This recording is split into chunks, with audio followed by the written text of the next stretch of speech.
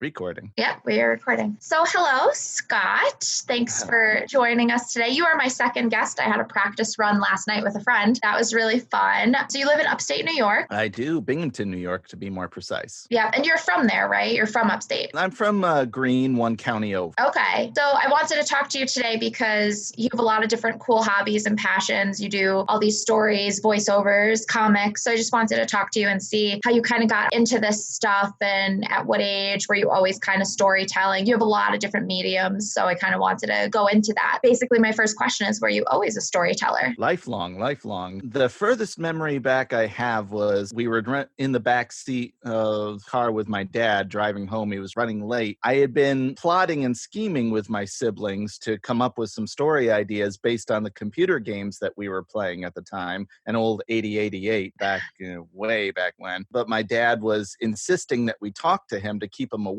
because he was super tired. And so I said, all right, I'm actually coming up with some video game ideas. I'm going to be a computer game maker. From then on, I've just been telling stories just on and on and on. The medium's changed. Since I was 5, I've been doing that. Wow, since you were 5. And what kind of mediums have you played around with? It started with the want to make computer games. Of course, before you can actually make a video game, you have to come up with proof of concept. You have to come up with the idea. And what mediums does a 5-year-old have but pen and paper? Started with that and saying, this is what a screenshot of the video game will be. And I just drew that every day, just come up with a new drawing, a new idea, that sort of thing. Wow. Do you have any of those drawings from when you were little? The first ones I did, I wish I did, but I gave them to someone and they misplaced them. I don't know what happened. But the good news is, as I got older, still drawing, still doing that, I have a lot of those older drawings. They're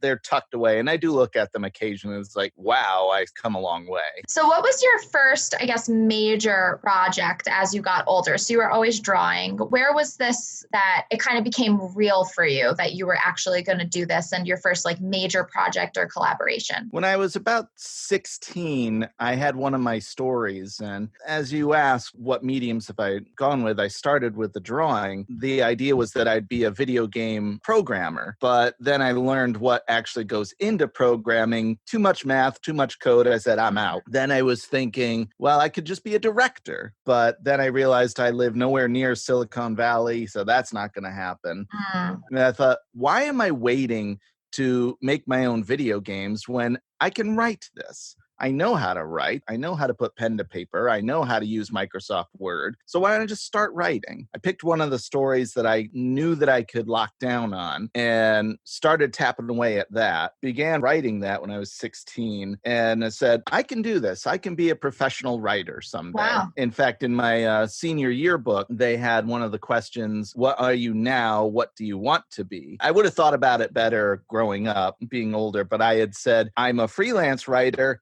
and I want to be a writer. There was a tangible difference between the two. That's okay. I mean, it still worked out. I was just plugging away at the writing, but I had always said, I want to get into voice acting. When did you know you wanted to do that? That one's not as clear to me. I think it was just a gradual thing. I just don't remember when I didn't not want to be a voice actor. I mean, I know when I was a kid, it never occurred to me. Come to think of it, I've wanted to be an actor for a long time. Oh, you did? Yeah, that's one that just kind of back of the head, like back burner stuff, so easy to forget about. I always liked that idea, and voice acting seemed like a good way to start. So what was your first voice acting gig? Fiverr is a website that I use. No, go further back. Gosh, now it's all blending together, but I'm pretty sure when I moved back to Binghamton, just a couple blocks away, there's a radio station, just a small little thing for like soul, hip hop music, that sort of thing. I offered my services as a writer and as a voice actor, and he let me record a lot of the liners in between songs. Oh, that's so cool. I feel like off the top of my head, that was my first opportunity to that.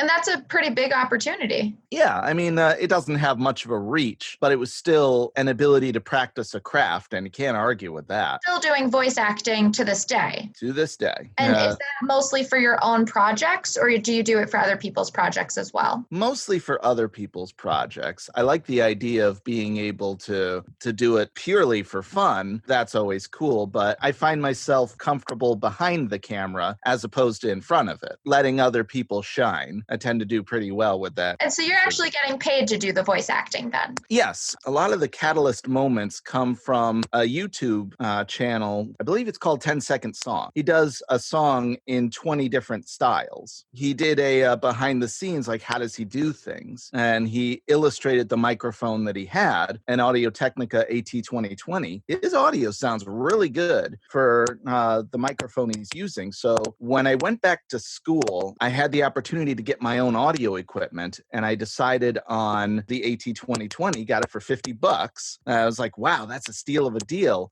Unfortunately, I underestimated the whole hidden fees part of it. Oh, okay. It's like, okay, you got a microphone, but now you need the equipment to set up said microphone. Right.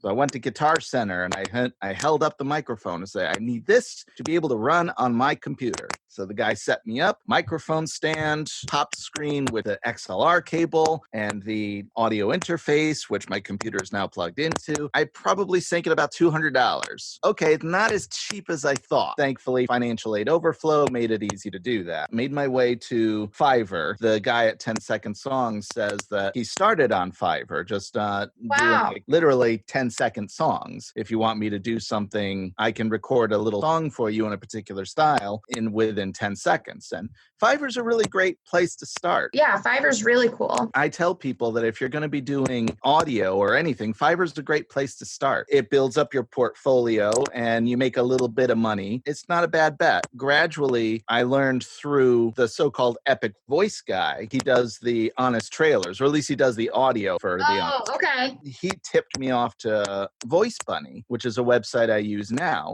Oh, okay. What's really great about that website is once you set up your profile, you set up the kind of voice work that you do, like mature male or young male or whatever. And then Voice Bunny gets projects from clients and they say, okay, you want this particular project done by an older male. We'll send this project out to our website, to our pros, and they'll send in auditions, and whichever one you want, that's what you'll get. So what's cool about that is that normally you go out of your way to find auditions. Well, with this, you don't find them. They come to you. So that's awesome. It's really great. So it saves you the time to have to look for them. And what's even better is that if they internally accept your audition, you get paid just to audition, which is a really sweet deal. That is. Granted, it's only like $2 to $11 based on the rates that you set for yourself and how much the project is worth. But just the fact that if your computer, if your audio equipment is already set up, then you just sit down, accept the project, do the audition, record it. It's just a couple sentences usually, and then you mix it down, send it to them. You just got paid for doing less than 10 minutes work. Wow, that's so cool. The only downside, I tell people this, there are two downsides. One, half of a downside is they're picky. So if you got like or a tapping from the neighbors upstairs, they hear it on the audition, it's rejected. Okay. Eventually you get the hang of that. But two downsides. One of them is that it's first come, first serve. They can't have hundreds of people auditioning at once. That's too many to go through. They usually go out for 3 to 6 people auditioning. So the unfortunate thing is it doesn't always go to the most talented. It goes to the fastest. Right. Right. And the other downside is it takes them a month to pay you. Okay. That's an annoying thing. If you're doing it to get money like right then and there and now sort of thing, not the way to go. I get auditions almost every day. Wow, really? Yeah. Once that month ticks over, then the money starts trickling in. I usually make about $100 a month. Oh, that's really cool. Yeah. I could do more. I could do the other way, which is by bookings, because clients can listen to your profile and say, I really like this. I want this person specifically to do a project. And that's where the real money is. Okay. Then they look at your rates and they say, this is what I like their voice and I like their rate. We want to hire this person. Again, whatever your rates are, but it could be like $20, could be a couple $100, depending on what it is. So that's a great resource. That's great. Yeah, there's other websites. Some of them you have to pay to be able to audition. The artist mantra is that artists should be writing the back of the checks, not the front. Right. Yeah, absolutely. I feel like there's just a lot of scams out there and it's hard to tell what's legit. So besides voiceovers, you also do, and drawing, so you also do a comic and stop motion as well. Yep, we've dabbled with stop motion a little bit since another colleague joined us who's really big in stop motion. It's like, yeah, it's kind of fun. It's very time consuming though. And there's I a lot of... imagine it looks it. Because you have to write it out. You almost have to storyboard it. Maybe we'll try it again at some point and see how serious we are with it. But that's not really my primary angle. But you did mention my comic strip. That's an interesting history. Back in 5th grade, there my friends were and I sitting there with a box of the scented markers, like blue is blueberry, purple is gray. We thought that would be really fun to bring those little anthropomorphic fruit characters to life. We cut them out of the box and just had them move around a little bit, just let the imagination run free. And then finally it was just, we could make a video game out of this because,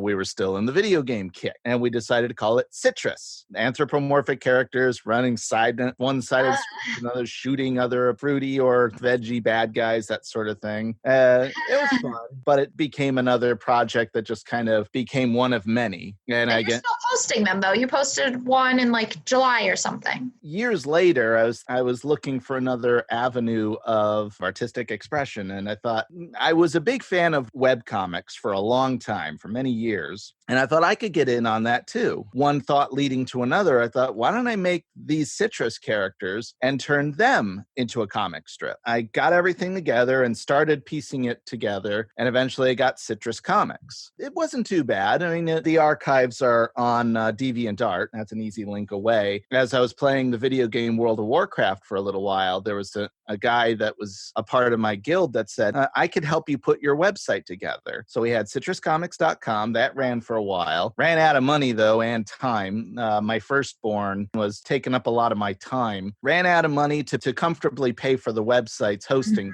And also family was taking up a lot of my time. So I was like, I'm just going to have to retire this comic. So okay. That was out for a while. But then as I got employed at a radio station that I work at, Equinox Broadcasting, they bought a local newspaper, Carousel. Oh, okay. Yeah. And the editor-in-chief, Chris Bednarchuk, had saying that he was interested in new content. Like if any one of us wanted to write for it or contribute anything, to let him know. Well, I had a comic strip for a while. Would you be interested? Could you put it back in? Yeah, sure. So I sent it to him. He liked the samples and he gave me the format and I started contributing that way until Chris Bednarchuk left the company, left the radio station and took a job at Binghamton University. It's like, put the paper in question, but then someone else bought it and said, if you still want to contribute, you can do it. Yay. Oh, great. So for about a little less than a year and a half, I was contributing a monthly comic strip to the newspaper, hence why it was no longer in color, it was in black and white.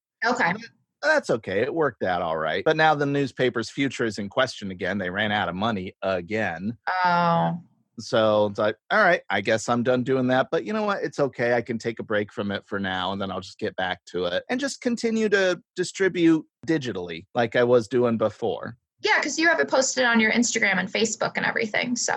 Yep, the typical social medias, Twitter, Instagram, Facebook. Well, not as typical social media, but DeviantArt. Probably not the wisest place to share it there because DeviantArt is a bit of a wild west. You can get some really cute, sweet stuff, amazing nature photography, but you also get hentai, you get some kinky stuff, you get some really weird stuff. But Tumblr, I know, is very big for comics and like fan kind of fiction, stuff like that. Do you post anything on Tumblr? I've heard about about it. And I know that Tumblr is kind of the brunt of a lot of internet jokes. That's something to consider. I would think about that. Yeah, there's a lot of webcomics on Tumblr. On the other hand, then I might wind up saying not really standing out, but still, it's not a bad angle. I'll consider that. Definitely not. Definitely not. What do you do now and where do you want to go? So what are your plans or your goals for your future with storytelling? Well, my day jobs are being a production assistant over at the radio station, but also board operator. So when a DJ is out on the road,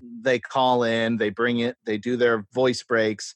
I mix it down and then put it into the schedule so that it plays on the air. It's a fun job. You know, you just kick back and just watch YouTube videos until you get the voice break. All right, I'm up, do my stuff, put it back in. All right, that's all set. And then kick back again and back onto YouTube. Doesn't pay a whole lot, but radio is one of those things you don't do it for the money.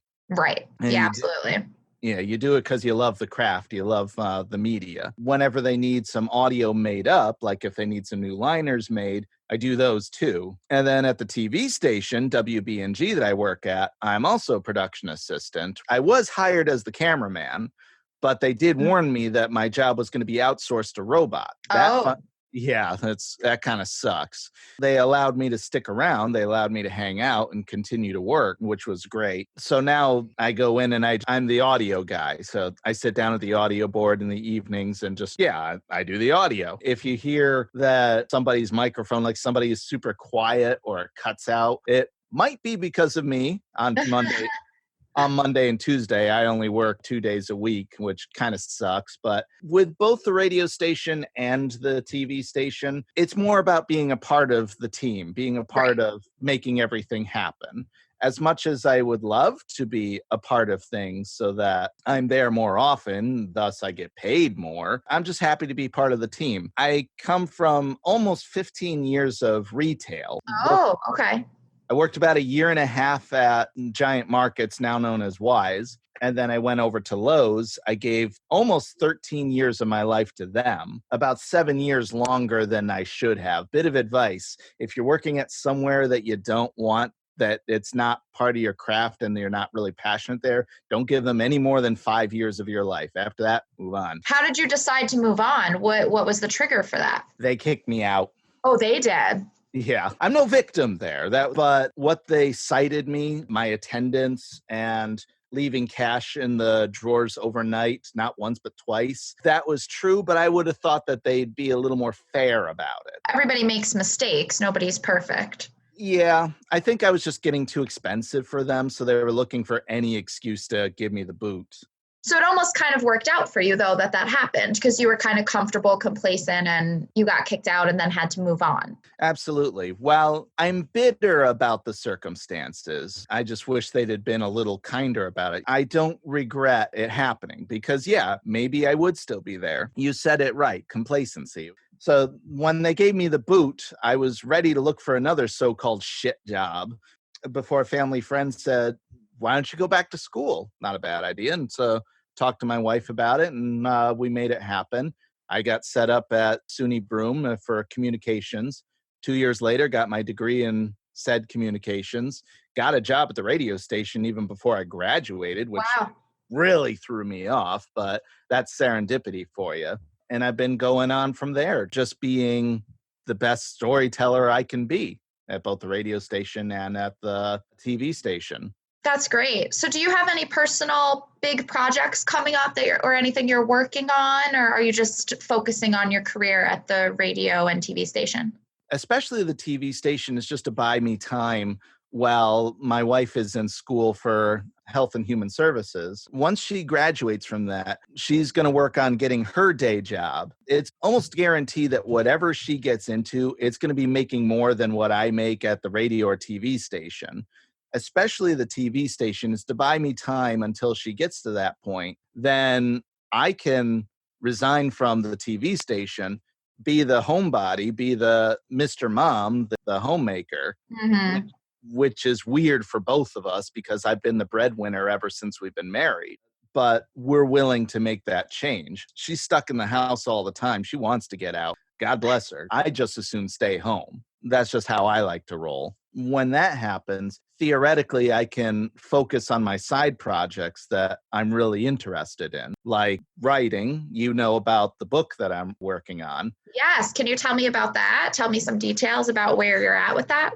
I haven't really been able to focus too much on that. Not only am I a husband, not only am I a breadwinner, not only am I a father, I'm also a study buddy.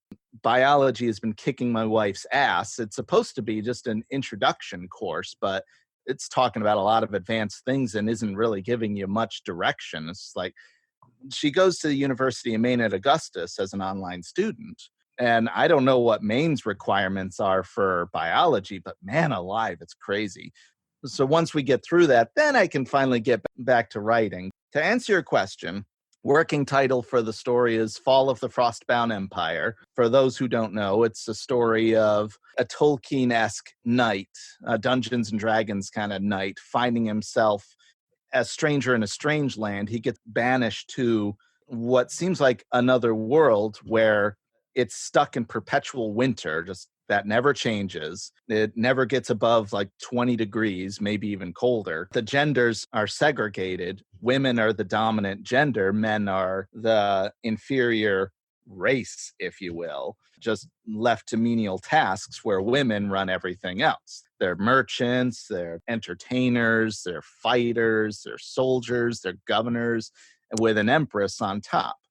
And he's witness to this society, but his presence is also a catalyst for the fall of this establishment, this empire. We see how he reacts to that. If we get any more beyond that, I don't know. I have ideas, but I just want to get this story in, call it good at the end of it. And if I get to tell more of it, cool.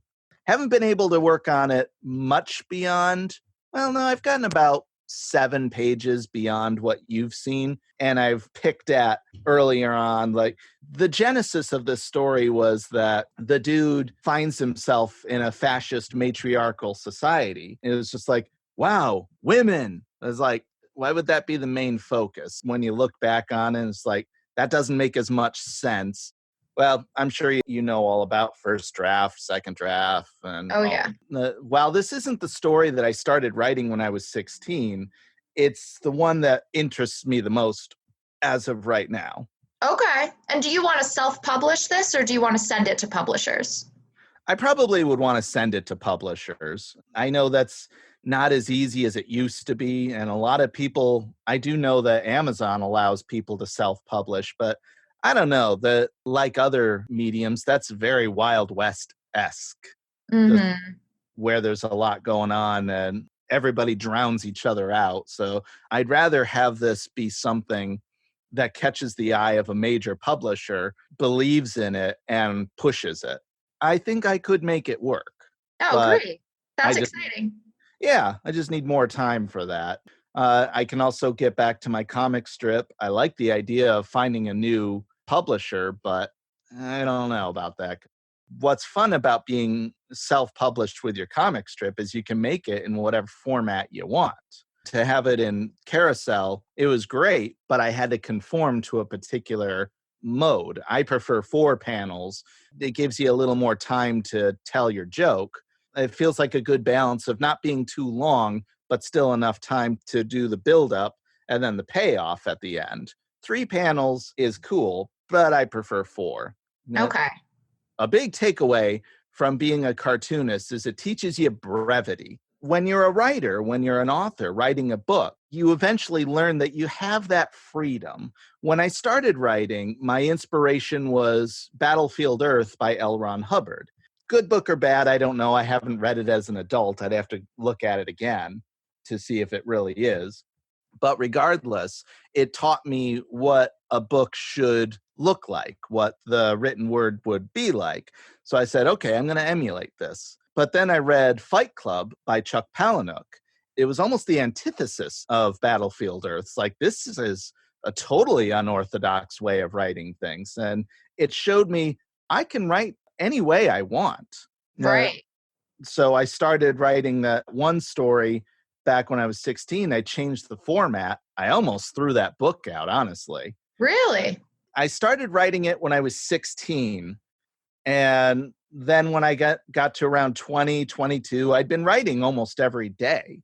I got maybe maybe 300 pages in. I looked at it again and I just said, did I really write this shit?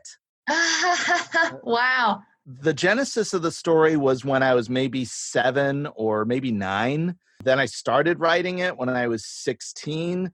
It was originally supposed to be a video game. So when I looked at it, noting that it was written by a 16-year-old, it showed.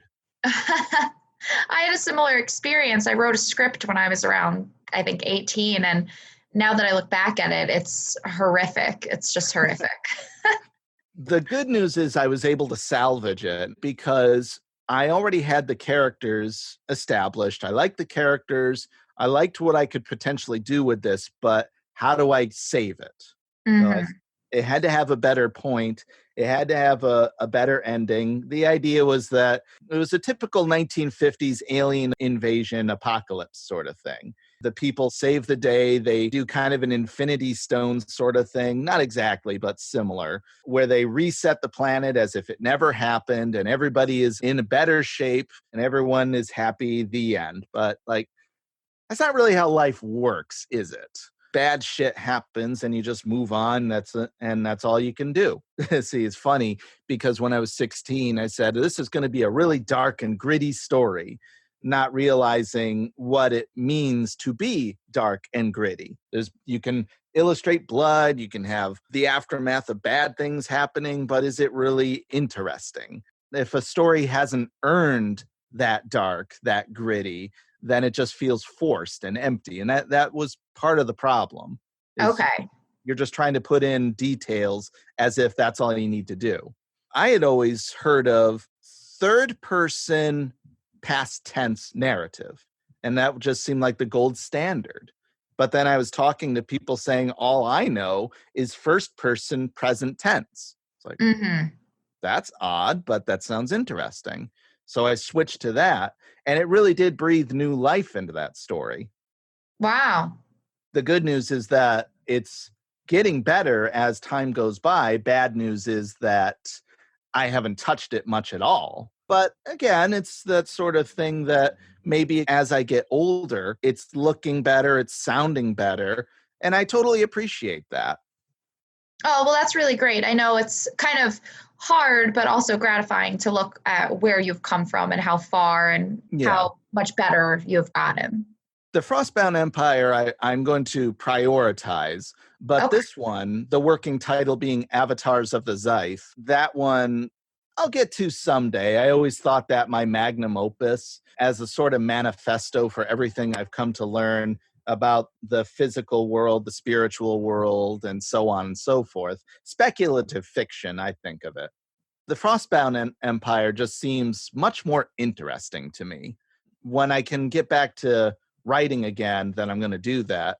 I was writing it in between shifts at the TV station, but I'm only there 2 nights a week. I could only really write close to midnight.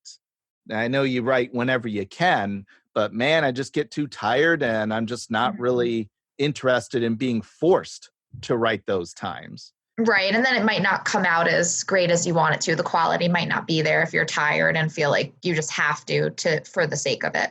Amen. I want to be able to write when it happens, because when you're a storyteller, these things come to you and say, I need to jot this down immediately. Thankfully, my phone has a recorder, so I can just jot down whatever notes come to me. Oh, that's good. Yeah. So anytime you have an idea, you write it down right away. Yeah, that's the best compromise for now. And I meet usually every Sunday, obviously not every Sunday because I'm right here chatting with you, not with but usually every Sunday I meet with my crew. Most of them I met at SUNY Broom, and we meet and we either talk shop or we make short films. In fact, that's really great. That's really great. I always find being a part of a group is more helpful. It inspires me more, and I feel like collaborating with other people gets things done more than on my own.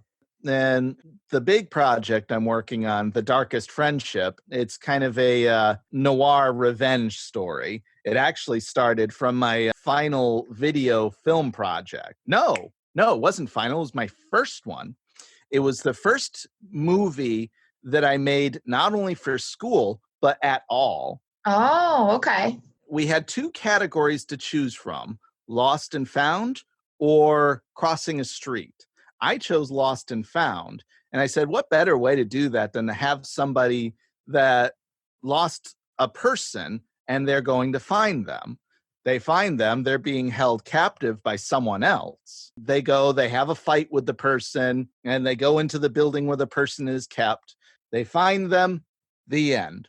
It was really fun to make, and it was my first project, and it showed. It's not very good, but I got an A, and Oh, great. not to toot my own horn, but I think it was the best project there. Oh, wow. Do There you was have some, your short films posted anywhere? Do you upload them anywhere? yep, my YouTube channel. Okay, great. At the end, I want you to message me your Twitter, your Instagram, your YouTube channel, even your Fiverr, and I'll upload that all. Okay, sounds cool. Yeah, we can do that. There's some projects that I can't well, not that I can't, but I don't. Like, I've had a falling out with people in the past. I imagine they don't want me to use their likeness anymore. That's a bummer, but there's always other ways that I can share those stories. One that I had that was a really fun horror movie. That was a really fun one to make, but I took that down from YouTube because I didn't think the person would be interested in me using their likeness. But I'm not making money off of it. That's something. Right. But Right. that was the first project that I did that was a collaboration with people outside of my crew that I usually work with. I had somebody do visual effects, and I had somebody do the music for it, and that was really great. Oh, wow. Yeah, we meet every Sunday, and we're working on that Noir Revenge, but it's kind of tricky because it came from that student project, and it's evolved over the years with the change of the villain. Every time the villain changes, we have to recast the villain. That person representing the villain brings a whole new character, so that means I have to change the script to reflect the person that's playing them. Right.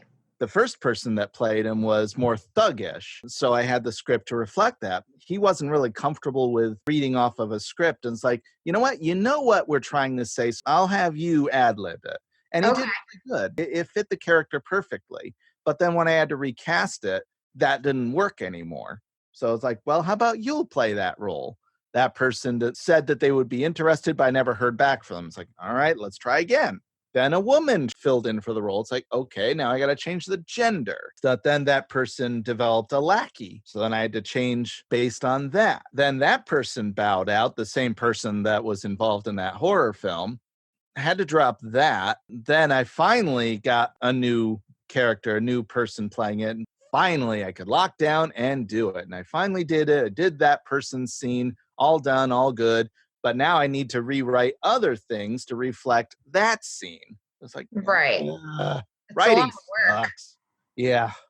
I mean, I love writing, but I hate writing because there's a lot, like you said, a lot of work, a lot of work. But I Yeah. mean, it's worth it. Yeah, I have the same kind of thing. I love to write, but when I sit down to write, I'm like, oh, I don't want to do this anymore. I kind of have a love-hate relationship with it, I guess. My real passion is in voice work. I love filmmaking and I love writing. Whenever I see behind the scenes stuff on TV, somebody recording their lines for a Disney film or a Pixar film or DreamWorks, whatever, and they're in front of the microphone and they're talking, it's just like, oh my gosh, I get so giddy about that. I don't know why, but Oh, that's really great, though, to know what you're really passionate about because you have so many hobbies. You have so many mediums of telling stories. So it's nice to know your one true passion, your one true love. and if we're being honest, the first thing I saw was not you, but your microphone and pop screen. It's like, Oh, I don't know. It's just weird, but we all have our weirdness. Just roll with it. yeah, absolutely. Well, I think that's it for my questions. Did you have anything else you wanted to add? Follow your dreams. That's what I did. I don't know. But what I can say is that you're never too old to pursue what you want to do. I'm a late bloomer. I've always been late to the party, learning to tie my shoes, learning to ride a bike. The only thing that I took too quickly was reading. Back with computer games, it was all about reading what was on the screen. I wanted to play the video game, but you can't play if you don't know what's on the screen. So I Yeah. learned so I learned at 4 years old how to read at least a second grade level. Uh, Wow.